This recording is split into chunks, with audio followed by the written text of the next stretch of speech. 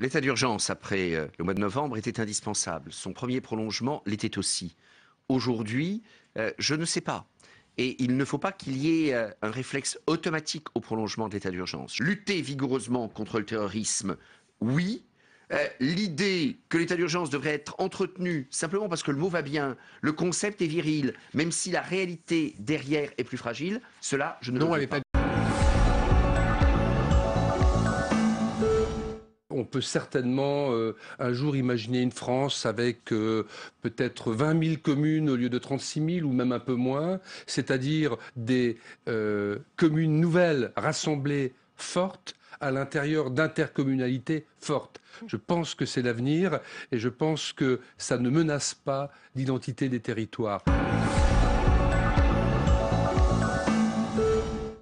Avant, sur ce terrain, on avait une ancienne terre agricole qui avait été abandonnée et qui avait l'aspect d'une friche avec quelques arbres, quelques arbustes. Un terrain d'un peu moins d'1 hectare situé en zone humide, un milieu naturel réglementé par le Code de l'environnement.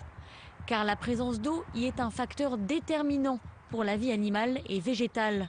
À 10 000 de France, cette filiale de Vinci en charge de la construction de l'EHPAD a donc dû s'acquitter d'une compensation écologique pour ce projet.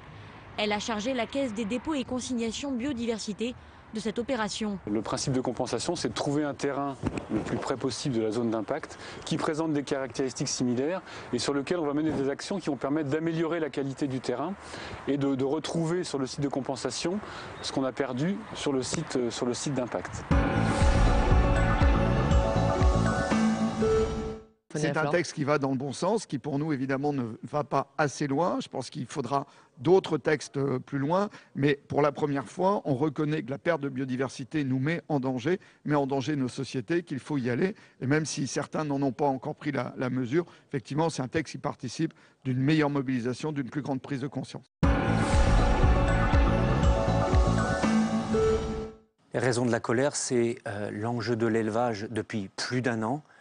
Qui tire le signal d'alarme dans toutes les productions animales, mais aussi dans les productions végétales, avec une différenciation de prix importante et surtout une absence de régulation des marchés.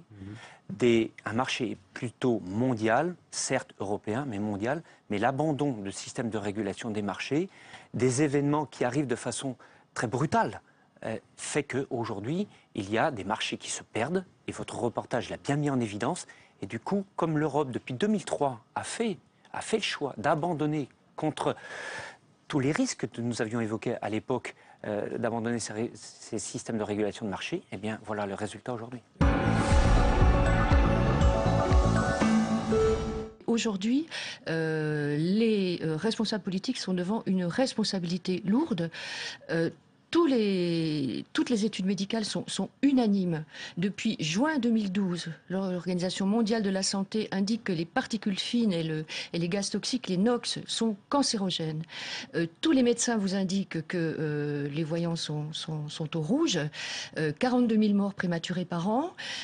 Si on n'a pas rapidement une action publique qui se met en place à la hauteur des défis, moi je pense qu'on va être devant un scandale du même type que celui de l'amiante.